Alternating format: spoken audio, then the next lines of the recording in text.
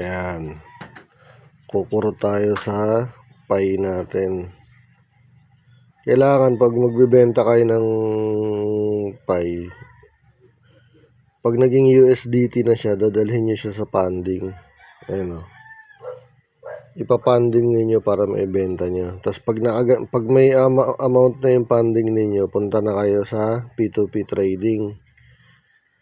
Dito sa P2B trading, dito natin isa-sell yung USDT. Click natin tong sell, wag buy. Tapos maghanap kayo dyan ng mataas ang bigayan. Napasok dun sa limit ng ibibenta. Katulad sa atin, 900 lang. Maghahanap tayo dito ng tumatanggap ng maliit.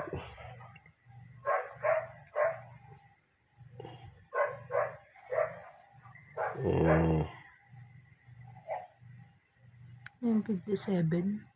57 naman ang palitan eh. Titingin tayo naman. Ang kagandahan kasi dito, hindi ka agad marirelease yung ano. Ito naka-online.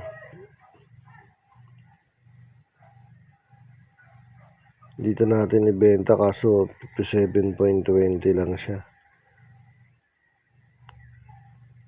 Maghahanap tayo na medyo okay. Ito 57 kaso naka-offline. Matagal mag-replyin kasi pag naka-offline. Ito 57.32 dito natin i-sell. Online siya. Naka-online. Pag naka-online kasi makaka-reply sila kaagad. Yan. Imamax lang natin yung ibibenta natin tapos pipindutin natin tong sell USDT. Ayan, sell USDT. Ito yun, matatanggap natin. Naka-automatic na yung Gcash ko kasi in-input ko na yan matagal na. Sell natin.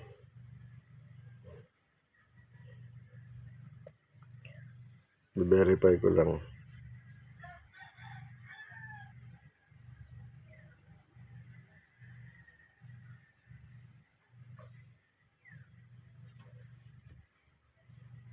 Ayan. Chat na siya. Hintayin natin na send niya yung bayad. Pupunta tayo sa Gcash natin. Ayan na, zero yan ha. I-reply na ito.